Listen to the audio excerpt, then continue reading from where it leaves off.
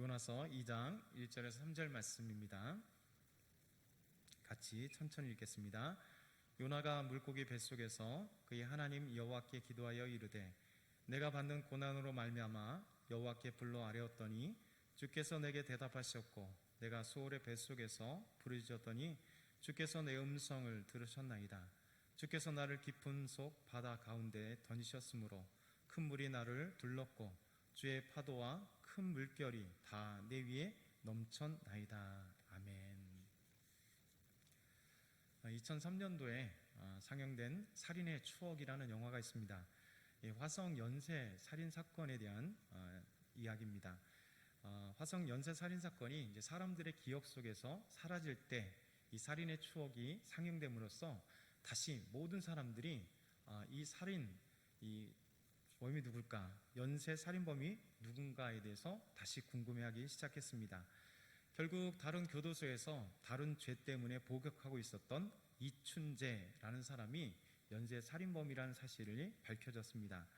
사실 끝까지 포기하지 않았던 또 우리 경찰들과 그리고 끝까지 포기하지 않았던 많은 사람들에 의해서 화성 연쇄 살인범이 잡히게 된 것이죠.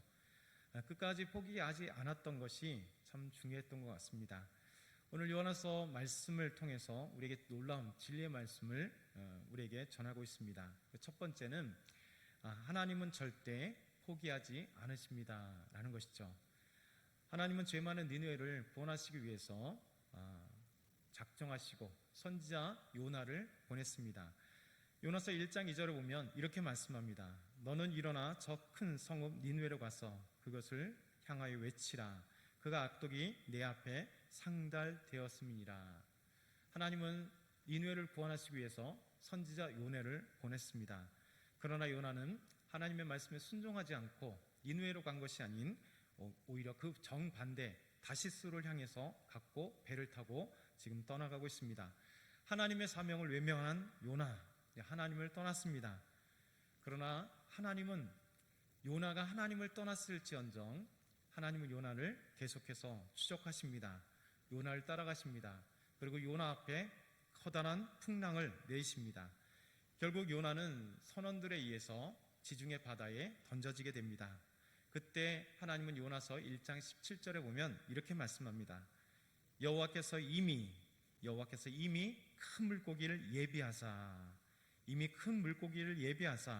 요나를 삼키게 하셨으므로 요나가 밤낮 3일을 물고기 뱃속에 있으니라.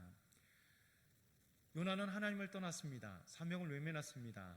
그리고 하나님의 그 말씀을 외면해 버렸습니다. 그럼에도 불구하고 하나님은 요나를 외면하지 않았습니다. 떠나지 않았다는 것이죠. 하나님은 요나를 위해서 이미 큰 물고기를 예비하셨다라고 말씀하셨습니다. 그리고 물고기는 요나를 삼키게 되었습니다.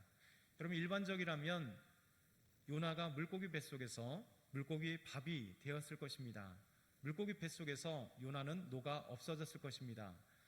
그러나 하나님은 물고기 뱃속에서 3일간 요나가 살 수 있도록 하나님 허락하셨습니다.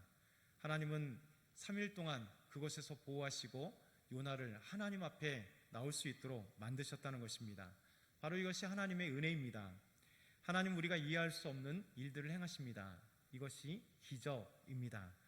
하나님 구원을 위해서 놀라운 기적들을 베푸십니다. 하나님 이스라엘 구원하시기 위해서 이집트에 있던 이들, 애굽에 있었던 이들에게 10가지 재앙을 통하여 하나님 기적을 통하여 이집트에서 이끌어내십니다. 하나님 홍해를 가르십니다. 그리고 마른 바다, 마른 땅이 되게 하셔서 이스라엘 백성들이 홍해를 건너는 놀라운 기적을 베푸십니다. 하나님의 요단강을 다시 가르십니다. 그리고 마른 땅이 되어서 이스라엘 백성들이 요단강을 건너게 하십니다. 거대한 요단강을 건너고 난 뒤에 여리고도 하나님께서 무너뜨리십니다. 이 모든 것이 하나님의 능력입니다. 하나님은 우리를 끝까지 포기하지 않으십니다. 저와 여러분을 포기하지 않으십니다. 때로 우리가 하나님 앞에 죄를 지어도 하나님은 포기하지 않습니다. 하나님은 주님을 외면하는 우리에도 또 사명을 포기한 우리에게도 하나님의 시선을 거두지 않습니다. 하나님은 끝까지 저와 여러분의 모든 일거수일투족을 보시고 우리를 포기하지 않으십니다.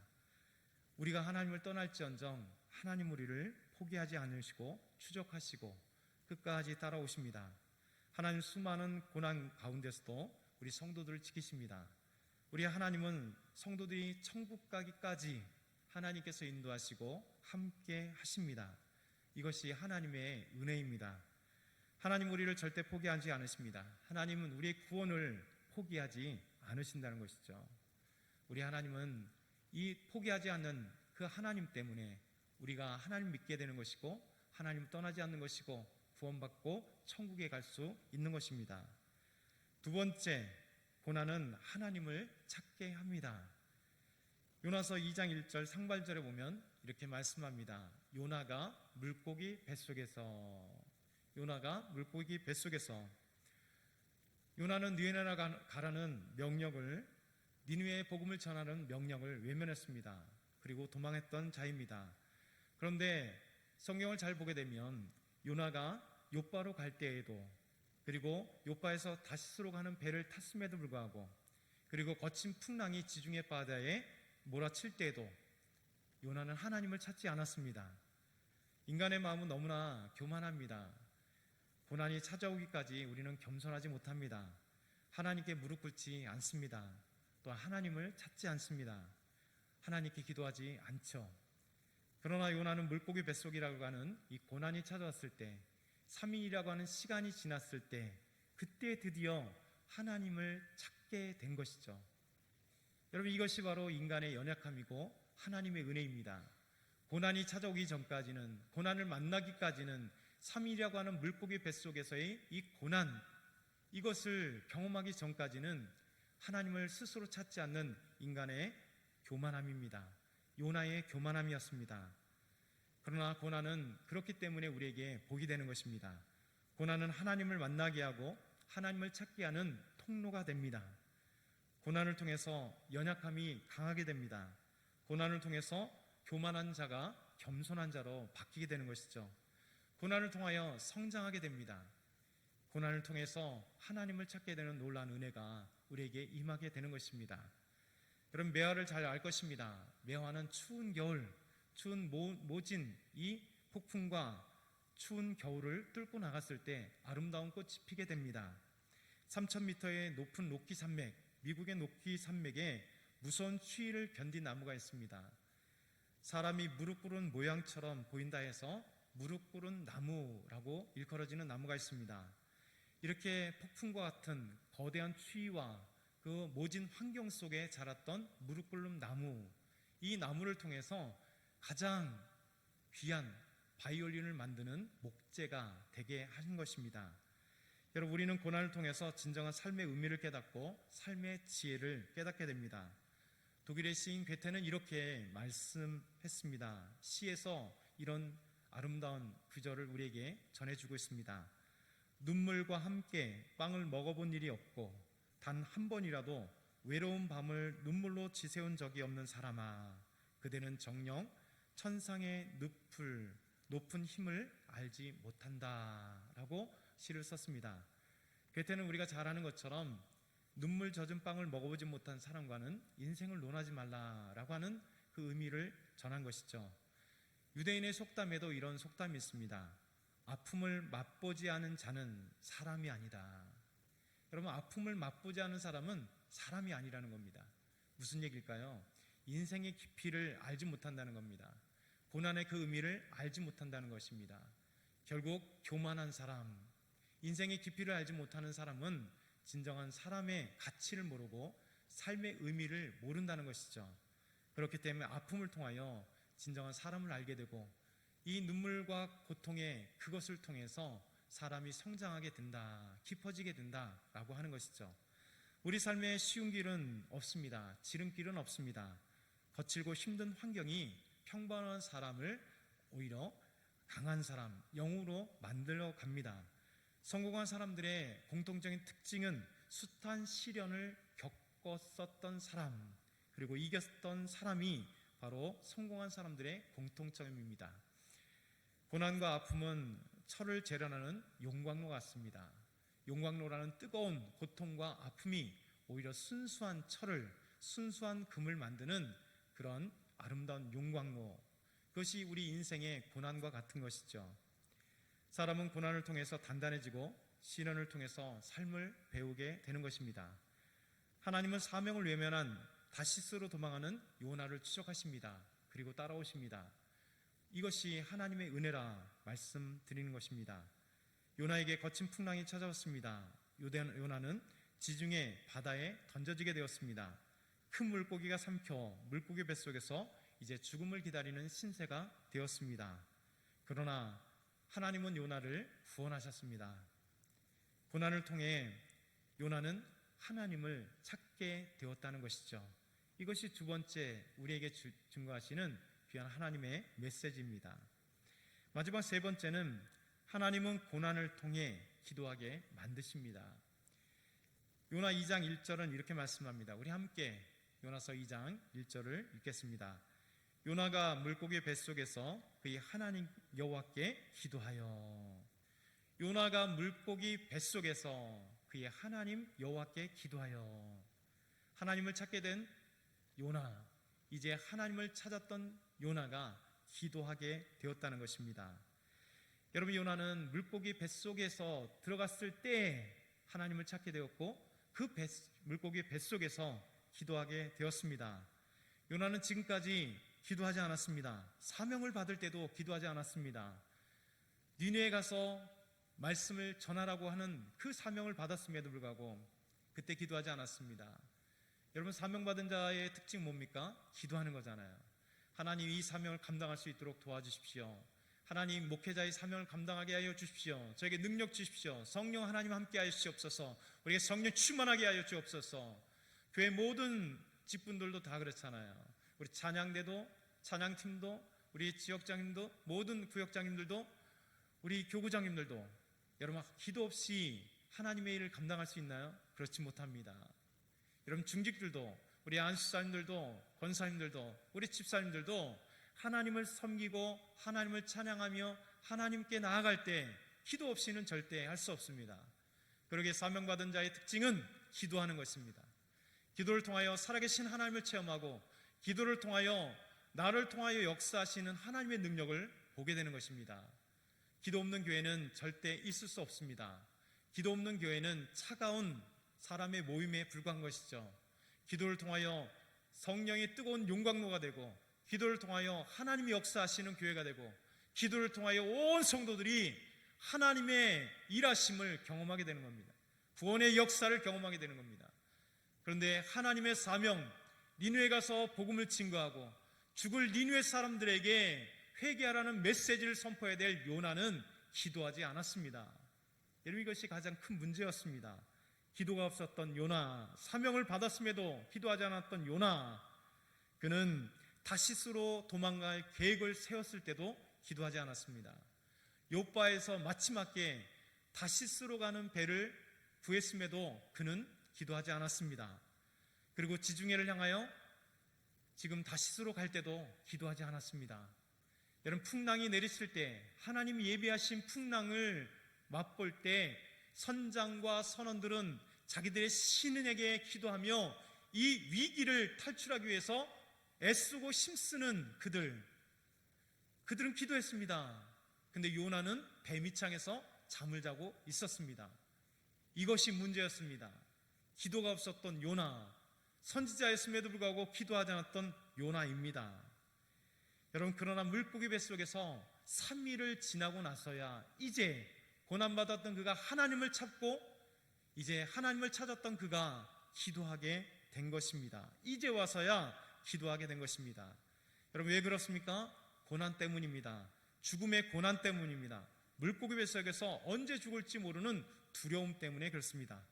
하나님께 사명을 받은 이 사명을 다시 생각한 것입니다. 사명을 외면하여 떠났던 자기의 삶을 되돌아보게 된 것입니다. 여러분, 그러나 하나님은 요나의 고난을 축복으로 만드셨습니다. 왜냐하면 기도하게 만드셨기 때문에 그렇습니다. 하나님을 찾도록 하셨기 때문에 이 요나의 고난은 축복인 것입니다. 요나는 무슨 기도를 했습니까? 우리 2절에 이렇게 말씀합니다. 우리 2장 2절 같이 읽겠습니다. 내가 받는 고난으로 말미암아 여호와께 불러 아뢰었더니 주께서 내게 대답하셨고 내게 수월의 뱃속에서 부르짖었더니 주께서 내 음성을 들으셨나이다. 여러분, 내가 받는 고난으로 말미암아, 물고기 뱃속에서 3일이라고 하는 이 고난으로 말미암아 드디어 여호와께 불러 아뢰었다. 하나님을 찾았다. 하나님께 기도했다라는 말씀입니다. 그때 주께서 내게 대답하셨다. 내가 수월의 뱃속에서 하나님께 부르짖었더니 우리 하나님께서, 주께서 내 음성을 들으셨다. 요나는 그렇게 고백하고 있습니다. 여러분, 하나님은 요나 같은 선지자의 기도를 들으셨습니다. 사명을 완전히 버린 선지자, 하나님을 떠난 선지자, 하나님을 피할 것으로 생각했던 이 어리석은 선지자, 그럼에도 물고기 뱃속에서 기도한 요나의 기도를 들으셨습니다. 그렇다면 저와 여러분의 기도를 하나님께서 듣겠습니까? 듣지 않겠습니까? 당연히 듣겠죠. 여러분, 이것이 하나님의 은혜입니다. 우리가 부족하고 연약하고 또 연약해서 하나님의 불순종하고 하나님 앞에 죄악을 범하고 하나님을 떠나가도 하나님의 그 레이더, 하나님의 추적하심 속에 우리를 외면하지 않는 하나님이십니다. 하나님께 간구할 때 우리의 기도를 들으시는 하나님이십니다.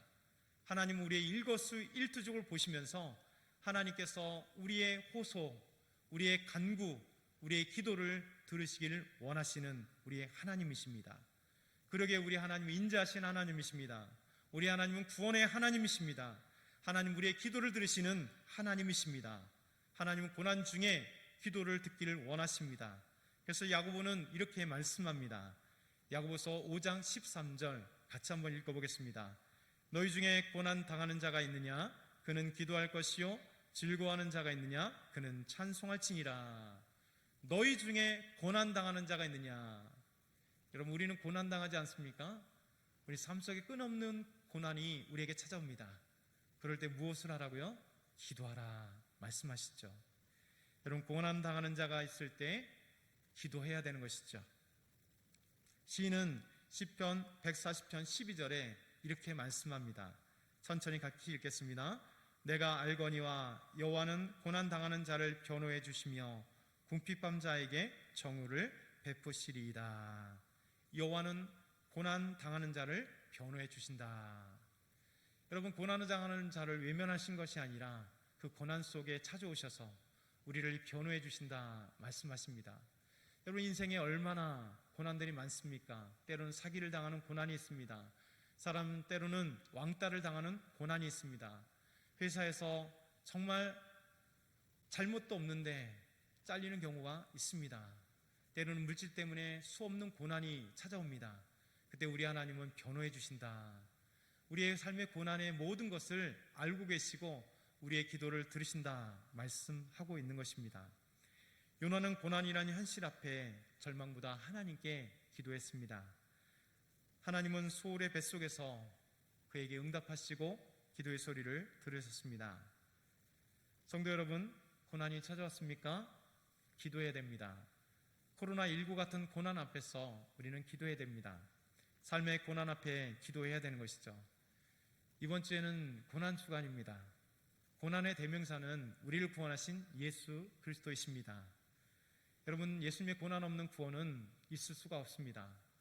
예수님의 고난 때문에 우리의 구원이 있게 된 것입니다.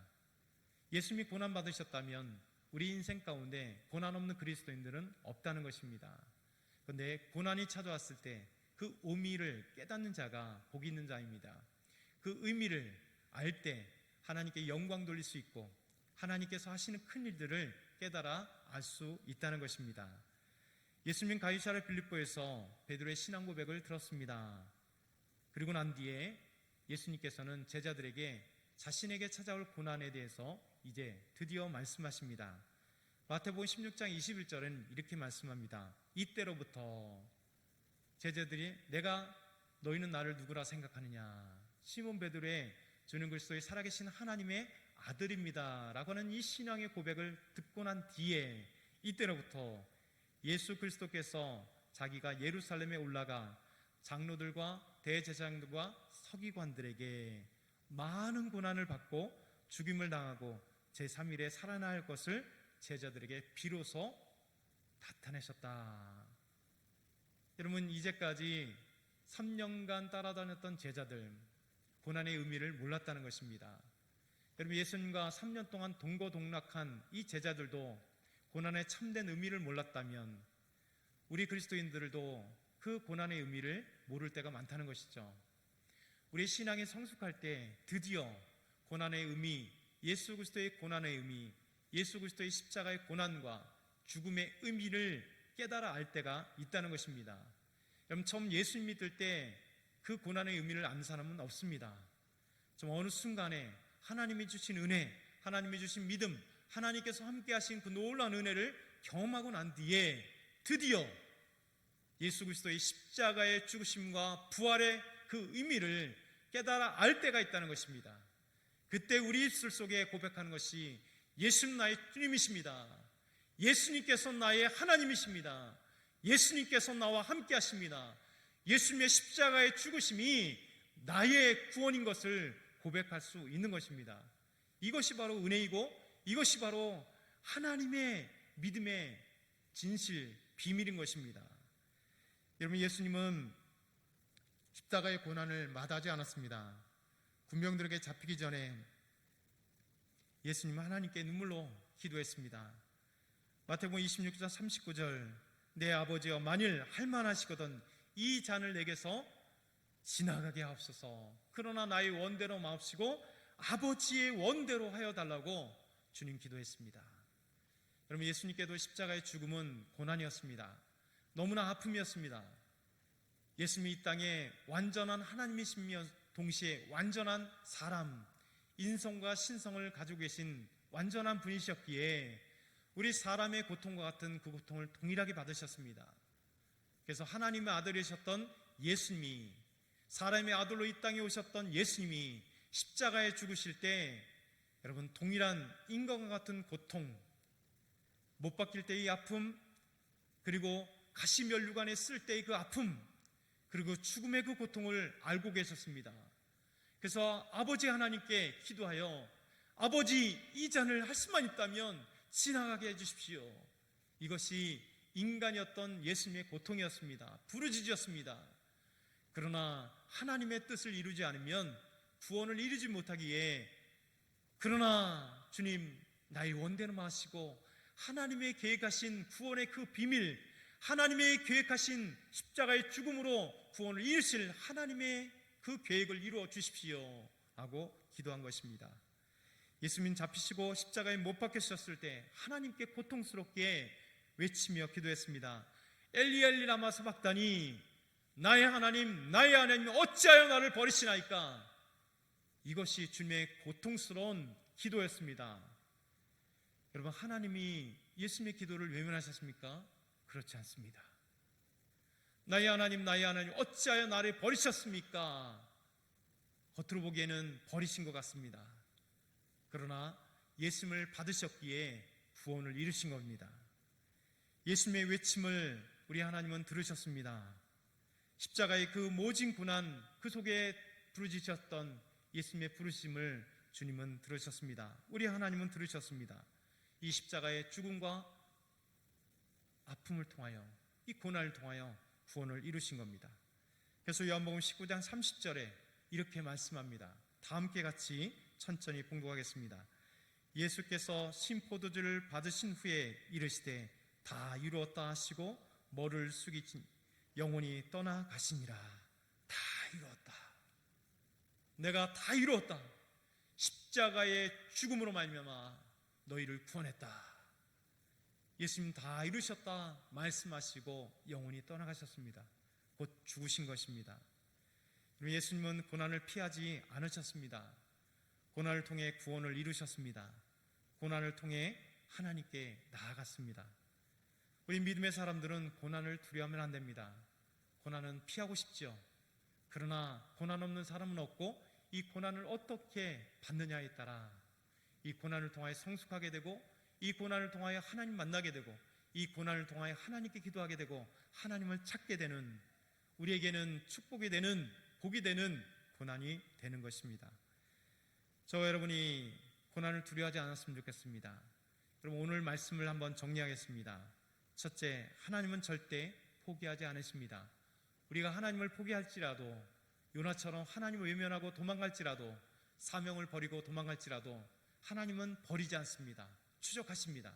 그리고 다시 고난을 통하여 하나님이 계획하신 것을 통하여 돌아오게 만드십니다. 눈물을 흘리게 만드십니다. 회개하게 만드십니다. 그리고 하나님께 나아가 하나님께 부르짖을 수밖에 없게 만드시는 것이죠. 여러분, 두 번째, 고난은 하나님을 찾게 만드십니다. 그렇기 때문에 고난은 복이 됩니다. 하나님을 찾는 열쇠가 됩니다. 여러분의 삶의 고난 속에 있습니다. 작은 고난부터 큰 고난, 여러분 없는 사람 없을 것입니다.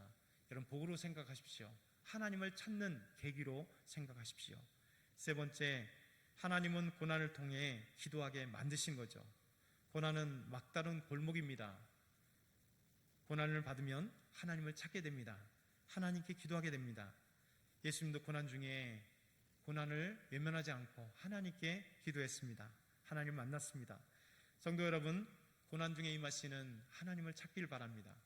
하나님의 놀라운 은혜, 오늘도 저와 여러분의 삶 가운데 함께 계시며 내 옆에 계시며 내 마음속에 계신, 우리 마음속에 계신 하나님, 그분을 찾고 그분께 기도하며 그분과 동행하는 저와 여러분이 다 되기를 축원합니다. 하나님 아버지, 감사합니다. 오늘도 말씀 주셔서 감사합니다. 고난 중에 임하시는 주님, 고난 중에 하나님을 찾기를 원하시는 주님, 고난 중에 기도하게 하시는 주님, 감사합니다. 우리 삶 가운데 오직 고난을 두려워하지 않고 오직 그 가운데 하나님께 기도하며 하나님을 찾으며 하나님을 만나며 하나님 끝까지 포기하지 않으시는 하나님의 그 놀라운 은혜를 경험할 수 있도록 도와주옵소서. 특별히 고난 주간 새벽 예배로 하나님께 나아갑니다. 새벽 예배 나오게 하시고 집에서 하나님 영상을 통하여 하나님 앞에 예배드릴 수 있도록 인도하시며 고난 중에 임하시는 고난의 주님을 경험하며 체험하며 묵상할 수 있도록 인도하여 주옵소서. 감사합니다. 예수 그리스도의 이름으로 기도드렸나이다. 아멘. 찬송가 200